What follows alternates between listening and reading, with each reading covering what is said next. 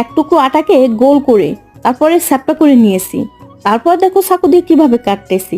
বন্ধুরা, তোমরা এখানে চাকু দিয়ে কাটাটা একটু খেয়াল করবে, তাহলে খুব সহজে এটা বানাতে পারবে। আমি এখন বানাচ্ছি মাথার ক্লিপ। বন্ধুরা, পৃথিবীতে এমন কোনো মা বাবা নেই যে বাচ্চাদের জন্য সাজগোজের জিনিস না কেনে, তাই না? কিন্তু অবশ্যই এটা মাথায় দেওয়া যাবে না, কিন্তু এটা খাওয়া যাবে। চিরুনি দিয়ে ক্লিপের ফাফড়িগুলো আমি দেখো ছাপ দিয়ে শেপ দিয়ে দিচ্ছি। দেখো ক্লিপের আকার ধারণ করছে। বন্ধুরা, আমি জানতাম না যে আটা দিয়ে এত সুন্দর মাথার ক্লিপ বানানো যায়। ভিডিওটা ভালো লাগলে একটা লাইক আর একটা কমেন্ট করে দিও, পারলে একটা সাবস্ক্রাইব করে দিও।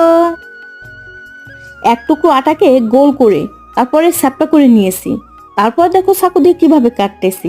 বন্ধুরা, তোমরা এখানে চাকু দিয়ে কাটাটা একটু খেয়াল করবে, তাহলে খুব সহজে এটা বানাতে পারবে। আমি এখন বানাচ্ছি মাথার ক্লিপ।